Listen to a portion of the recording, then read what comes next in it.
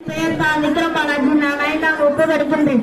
இப்பொழுது மகாத்மா காந்தியடிகளை பற்றி பேச வருகிறது. கத்தியின்றி ரத்தமின்றி யுத்தமன்று விலங்கு என்ற அகிம்சை வழியில் இந்திய நாடு விடுதலைக்காக பாடுபட்டவர் நமது தேசத்தின் மகாத்மா காந்தியடிகள்.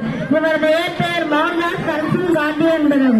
இவர் 1869ஆம் ஆண்டு குஜராத் மாநிலத்தில் உள்ள போர்பந்தர் என்னும் ஊரில் பிறந்தார். இவரது தந்தையின் பெயர் கரம்சந்த் காந்தி, விக்ரம்பாய் அம்மையார் ஆவார். இவரது மன்னையின் பெயர் கஸ்தூர்பாய் என்பது. காந்தியடிகளுக்கு மகாத்மா என்னும் வழங்கியவர் ரவீந்திரநாத் தாகூர் ஆவார்.